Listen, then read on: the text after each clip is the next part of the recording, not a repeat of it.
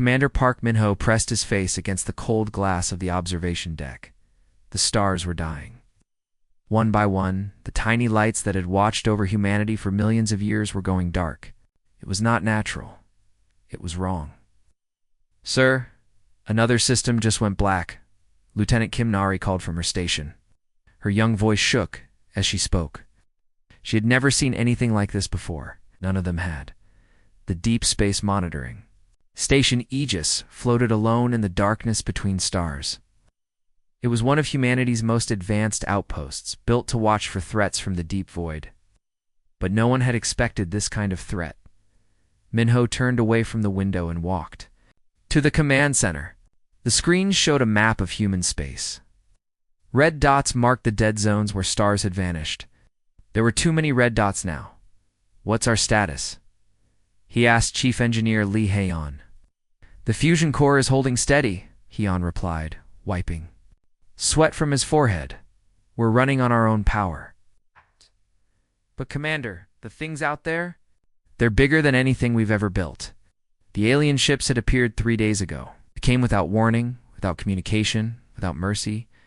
Each vessel was the size of a small moon, dark and smooth like polished stone. Oh, they moved. Through space like hunters, seeking their prey among the stars. "Sir," Nari's voice cut through the quiet. I'm getting a transmission from Luna Colony. It's bad." The main screen flickered to life. The face of Colonel Song Gi-woo appeared. But the image was breaking up. Behind him, emergency lights flashed red in the colony's command center. "Aegis, this is Luna Base. The shadow is coming. You can see it approaching Earth. It's like a wave of darkness, eating everything in its path." His voice cracked with fear. "Tell them we tried. Tell them we—" The transmission cut to static. Then nothing. Min-ho felt his heart sink. Luna Colony was home to 2 million people. Now it was gone, swallowed by the alien darkness. "Commander, look at this," Haeon called out. He was studying the sensor readings, his face pale with shock. "The energy signatures from those ships. They're not just blocking the stars. They're doing something else." "What do you mean?" Min-ho asked, though he was afraid to hear the answer. "The stellar radiation isn't just being blocked, it's being absorbed, collected. The aliens are feeding on the stars themselves." The words hit Min-ho like a physical blow. These creatures weren't conquerors in the normal sense. They were parasites. They were turning the entire galaxy into their dinner table. "How long do we have?" he asked quietly. Haeon checked his instruments. "At this rate, maybe 6 hours before they reach our sector. Aegis can survive on fusion power, but the colonies, they need solar energy. Without it, billions will die." Through the observation window, Min-ho could see the edge of the darkness approaching. It moved like a black tide, erasing everything in its path. Stars that had burned for billions of years simply vanished, as if they had never existed at all. "Sir, I'm detecting human ships trying to escape the affected zones," Nari reported. "Civilian transports, cargo vessels, even military cruisers. They're all running. Can we help them?" Min-ho asked. "Some of them maybe, but there are so many." Her voice trailed off. The Aegis was designed to monitor and defend, but how do you fight an enemy that eats light itself? How do you battle? "Creatures that can snuff out stars?" Commander Haeon said slowly. "I think I understand what they are, these things. They're old, ancient. The energy pattern suggests they've been doing this for a very long time. This isn't their first galaxy. You mean they've done this before?" "Many times. They move from star to star, system to system, galaxy to galaxy. They drain everything and move on. We're just the latest meal." Min-ho looked at the faces of his crew. These were good people, smart people, brave people. But they were also terrified. In 3 days, they had watched their entire civilization begin to crumble. "What about the other colonies?" he asked. "New Sol is trying to go underground," Nari reported. "They're moving everyone into the deep mining tunnels. Mars Base is doing the same. Some of the outer colonies think they can hide in the shadow of gas giants. It was a desperate plan, but it might work. If humanity could survive long enough, maybe they could find a way to fight back." But that was a big if. The darkness was getting closer. Through the observation deck, Minho could see the edge of it now, a wall of absolute black that stretched across space. Soon, it would reach them. All hands prepare for emergency protocols, he announced over the ship's communication system. We're about to lose contact with Earth. As if his words were a signal, the last star in Earth's system went dark. The home of humanity disappeared into the void. The war for the stars had begun. The tunnels beneath. New souls stretched for hundreds of miles. They had been mining tunnels once, dug deep into the planet's crust to extract rare metals. We're home to 50,000 survivors who lived like moles in the darkness. Park Min-ho walked through the main corridor, his boots echoing off the stone walls. People called him Guardian now. His real name reminded to many of the old world, the world that existed before the stars went dark. Down here, titles mattered less than hope. The air smelled of recycled oxygen and fear. Children who had never seen real sunlight played games with rocks and pieces of metal. Their parents worked in the hydroponics labs growing food under artificial lights powered by geothermal generators. Guardian, a young woman, called out as he passed. Any word from the surface? Minho shook his head. Stay deep. Stay quiet. That's how we survive. The surface belonged to the aliens now. Sometimes their ships would patrol the dead worlds, looking for signs of life. Any human caught in the open simply vanished. The lucky ones died quickly. Minho reached the research level, the deepest part of the complex. Here, in a room carved from solid rock, Dr. Choi Suna worked at her makeshift laboratory. She had been the galaxy's leading expert on stellar physics. Before the darkening. Now she was their only hope. Guardian, she said, without looking up from her screens. I've been waiting for you. Suna was thin and pale, like most of the survivors, but her eyes still burned with the fire of discovery. She had spent 6 months studying the enemy, learning their secrets. Show me what you found, Minho said. She turned her screen toward him. It showed energy patterns captured during the first alien attacks. These creatures are older than we imagined. Much older. I found traces of their work in ancient star charts. Dead galaxies that should still be burning bright. How many? Minho asked. Hundreds? Maybe thousands? They move from galaxy to galaxy like a plague. They drain every star, consume every bit of energy, then move on to the next feeding ground. The thought made Minho sick. All those civilizations, all those worlds full of life, reduced to nothing more than food for these monsters. But here's the interesting part, Suna continued. They don't kill everything. They leave survivors, small groups, hidden away on planets and moons, just enough to keep the worlds alive. Why? Think of it like farming. You don't eat all your crops at once. You save some seeds for next season. These creatures are planning to come back in a few thousand years when the galaxy is recovered. We're their backup food supply. A young man entered the laboratory. Nam Tai-ho was barely 25, but he had become one of their best engineers. He had learned to build amazing things from scrap metal and broken electronics. Dr. Suna, I finished analyzing those alien signal patterns, he said excitedly. You were right about the quantum frequency. What frequency? Minho asked. Tae-ho pulled up a new display. The shadow fields that block out the stars aren't solid. They're made of energy, held together by a specific quantum frequency. It's like a radio signal that keeps the darkness stable. And if we could disrupt that signal, the shadow fields would collapse. The stars would shine again. For a moment, Minho felt something he hadn't experienced in months. Hope. What would we need? He asked. Massive power, Tai-ho replied. More than we have. More than we could ever build down here. We'd need the energy output of a star to break their frequency on a large scale. The hope died as quickly as it had come. They were hiding in caves, surviving on scraps. How could they possibly generate the power of a star? But Suna was smiling. It was the first time Minho had seen her truly happy since the darkening began. What if we didn't need to generate that much power? She asked. What if we could make our own stars? That's impossible, Tai-ho said. Is it? We had stellar engineering technology before the attack. We were building artificial suns for deep space colonies. We're igniting gas giants to create new solar systems. Minho felt his pulse quicken. You're talking about the Genesis Project. Exactly, the technology exists. You just need to find it and modify it. The Genesis Project had been humanity's greatest achievement.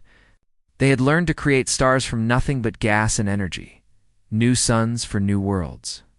It was the technology that had made humans a true spacefaring species. The Genesis stations were destroyed in the first wave, Minho said. The stations? Yes, but the data might still exist. In protected archives, in shielded computers, maybe even in the AI cores of deep space facilities. Taiho was getting excited now. If we could build even one Genesis device, we could create a star in an empty system. Use it to power a quantum disruptor. Break the frequency in a small area, and if it works, Suna added, we could build more. Create a network of artificial stars. Turn their own feeding system against them. It was a crazy plan, almost impossible. They would need to find lost technology, gather resources, and work in secret while hiding from an enemy that could snuff out suns. But it was better than hiding in the dark forever. How long? Minho asked. Years, Suna replied honestly. Maybe decades. This won't be quick or easy. Minho looked around the small laboratory. Inside, 50,000 people lived in tunnels, raising children who might never see the sky. Cross? The galaxy? Billions more hid in similar holes, waiting for hope that might never come. Then we better get started, he said. The wreckage of the orbital station Prometheus drifted silently in space, broken and dark like a dead whale floating in an ocean of stars. Park Minho guided his small salvage ship through the twisted metal remains, searching for anything useful. Guardian, I'm reading power signatures from Section 7, reported Hanjizu from the co-pilot seat. She was young, maybe 22. With quick hands and a mind that understood machines better than most people understood themselves. That's impossible, Minho replied. This station has been dead for 3 years, but the scanners didn't lie. Deep inside the ruined station, something was still alive. They docked carefully, avoiding the sharp edges of torn hull plating. Station had been one of humanity's greatest research facilities before the darkening. Now, it was just another graveyard floating in the void. Inside, their helmet lights cut through the darkness. The corridors were filled with frozen air and floating debris. Bodies of the research staff drifted past like ghosts, preserved in the cold vacuum of space. This way, Jisoo said, following her scanner readings. They found it in the deepest level of the station, behind walls of twisted metal and broken computer screens. A single room, sealed and protected by some kind of energy field that still glowed faintly blue. Quantum shielding, Jisoo whispered. Someone really wanted to protect whatever's in there. She worked on the access panel for an hour, her tools sparking as she rewired the ancient circuits. Finally, the shield flickered and died. The door slid open with a soft hiss. Inside was a single computer core, no bigger than a person's head, sitting on a pedestal in the center of the room. It hummed softly with life. Atlas, Minho, read from the nameplate. The terraforming AI. I remember this, Jisoo said excitedly. Atlas was the artificial intelligence that designed the Genesis Project. It knew how to build stars. She connected, her portable interface to the core. Lights flickered across the surface as the ancient system came to life. Greetings, Commander Park. A calm voice spoke through their helmet radios. I've been calculating optimal strategies for human survival. Minho felt his heart skip. You know who I am? Have access to personnel records. You commanded the monitoring station Aegis during the initial alien incursion. Probabilities suggest you are now leading resistance operations. Can you help? Us, Jisoo asked. That is my primary function. I've spent the last 3 years analyzing the alien technology and developing countermeasures. We need to know about stellar engineering, Minho said. Can our terraforming technology be turned into weapons? Affirmative.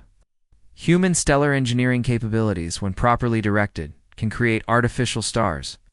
The quantum frequency Dr. Choi identified can be amplified using modified ignition engines. Jisoo looked at Minho with wide eyes. It's possible.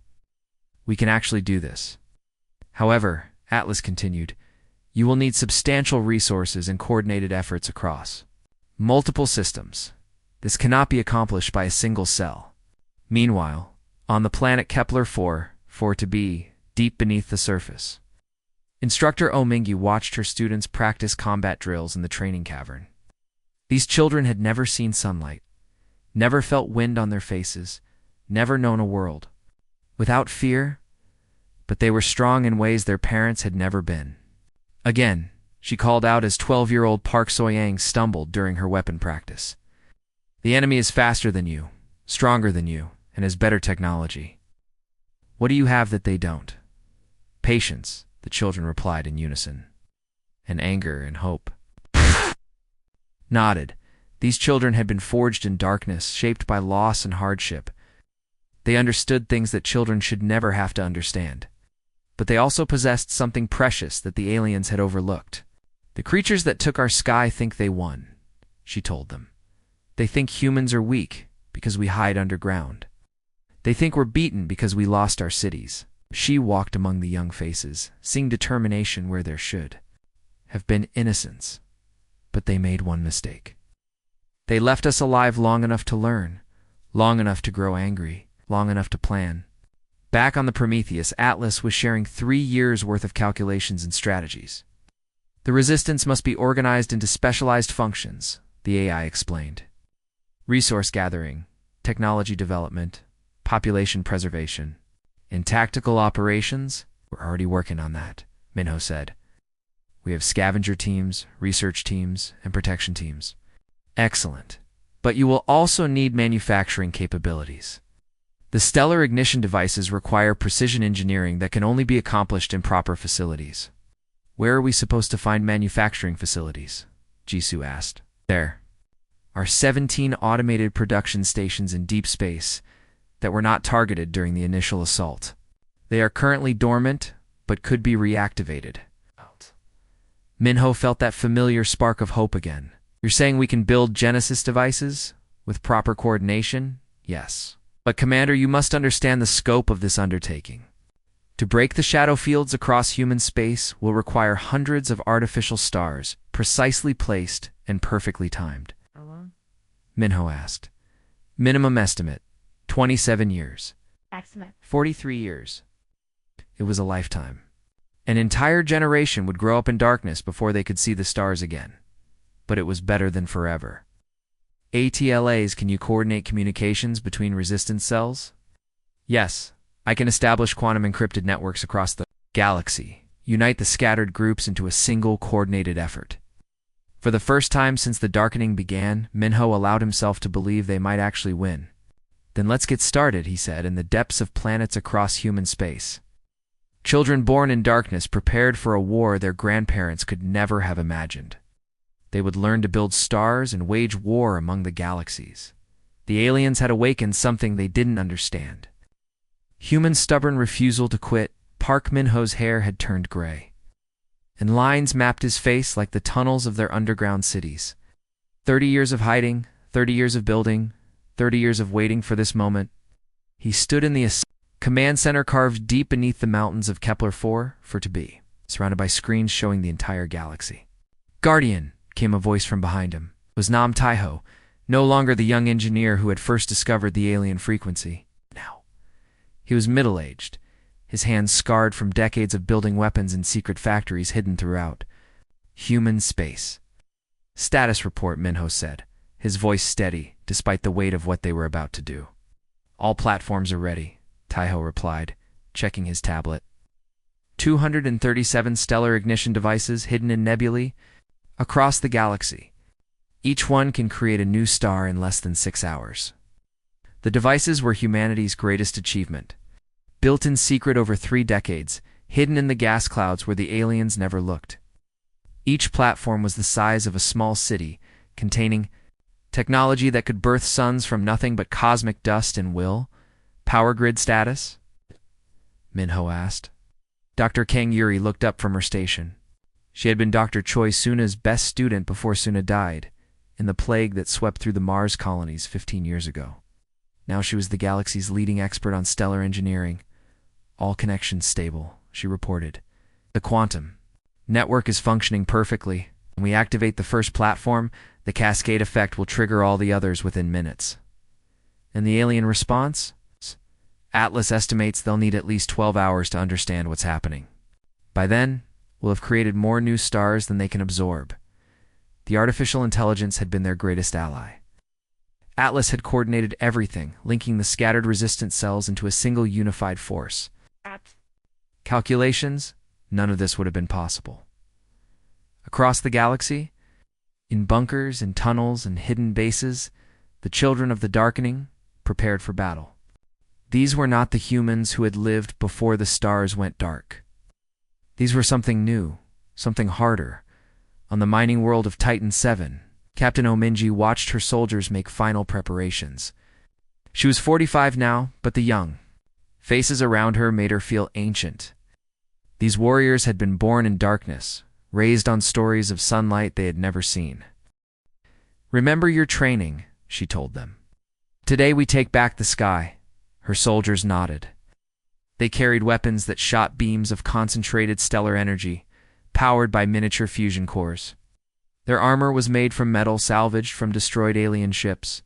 They had learned to fight in zero gravity in the depths of space, in the shadows between worlds.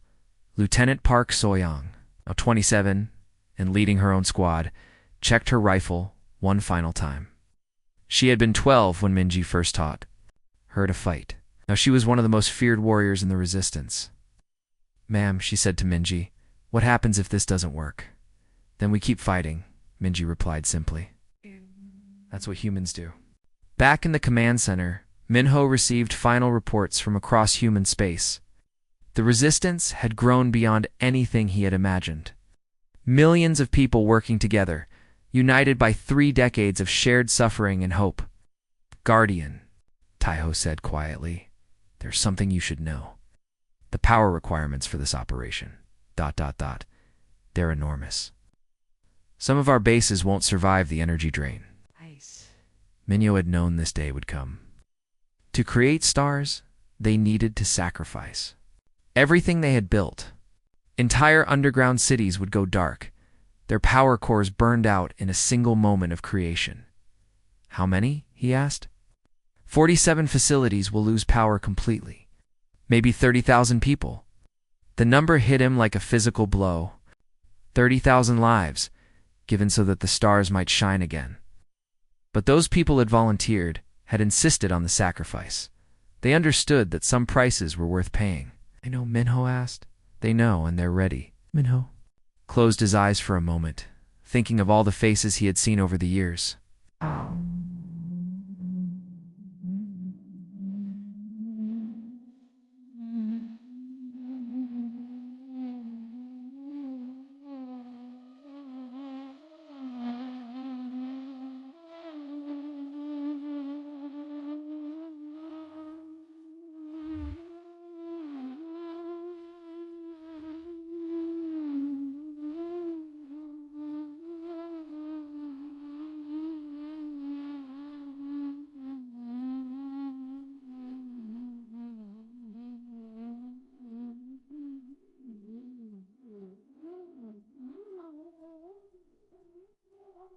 The warriors who had never seen the enemy they were fighting. "Atlas," he said aloud, "begin final countdown." Countdown initiated," the AI replied. "Stellar Dawn protocol will commence in 60 seconds. Around the galaxy, hidden devices began to hum with power. In gas clouds, lighters wide, ancient stellar, ignition platforms drew energy from sources the aliens had never imagined.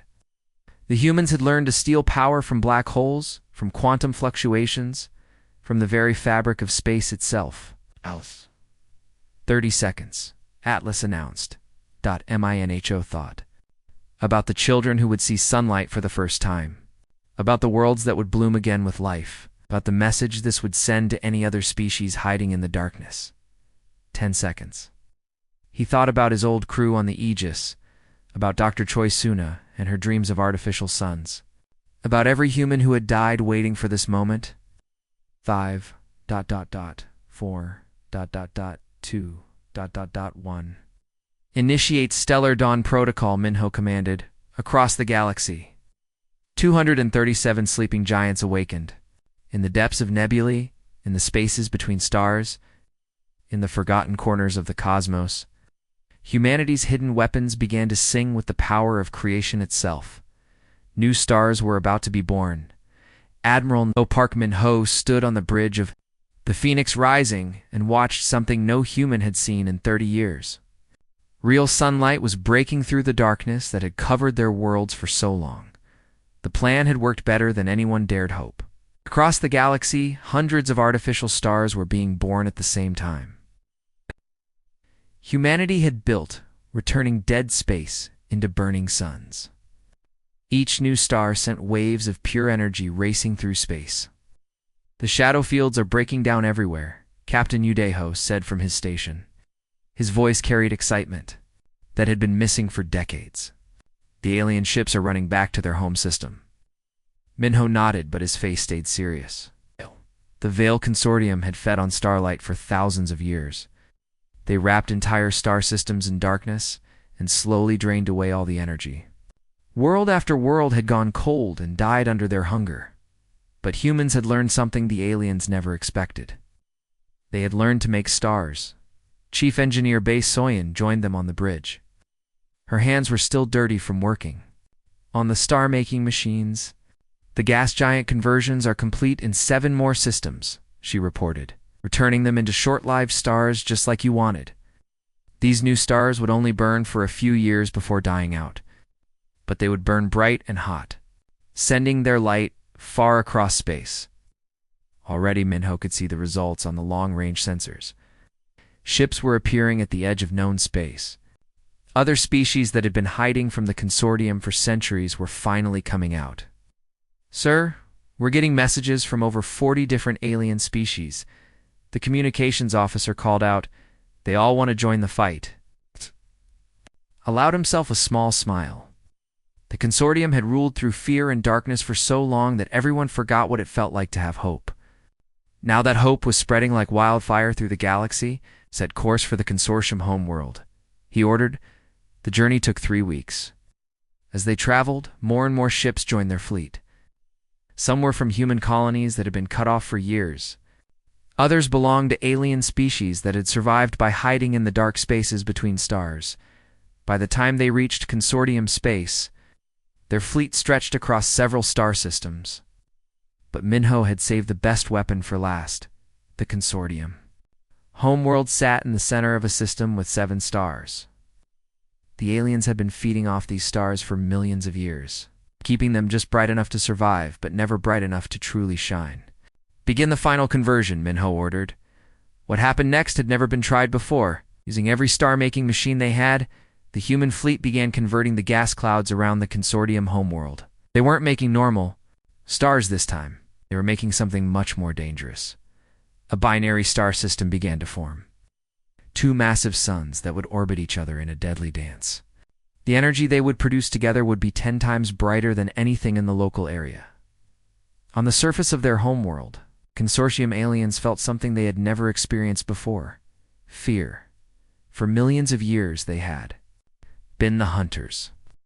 They moved through space like shadows, wrapping worlds in darkness and feeding on the light of dying stars. Nothing had ever fought back successfully. Now they watched in horror as their sky began to burn with light, too bright to absorb. Their shadow fields, which had protected them for so long, started to break apart under the intense radiation. Minho opened a channel that would broadcast to every ship and every world in the system. For 30 years, you treated us like cattle. His voice carried across space. You thought we were just another species you could harvest. You were wrong. The twin stars continued to grow brighter. Consortium ships that tried to approach were destroyed by the intense heat and radiation. Their shadow technology, which worked so well against normal starlight, was useless against this artificial binary system. We were never your harvest, Minho continued. We were your gardeners. The garden just grew teeth. The new binary stars reached full power. Light flooded through the consortium home system for the first time in millions of years. On their homeworld, the ancient aliens retreated underground. their bodies unable to handle direct sunlight. But the real victory wasn't just the defeat of the consortium. As the artificial stars burned bright, their light reached out across the galaxy. Hidden civilizations saw the beacon and knew that the age of darkness was over. Within months, trade routes that had been closed for centuries opened again. Species that had forgotten each other's existence began to make contact. The galaxy, which had been divided by shadow and fear, started to come together again. Admiral Park Min-ho lived to see the first space station built around one of the new stars. It became a meeting place for dozens of species, all working together to rebuild what the consortium had destroyed. The stars burned bright once more. Humanity stood among them, not as conquerors, but as the ones who had brought back the light.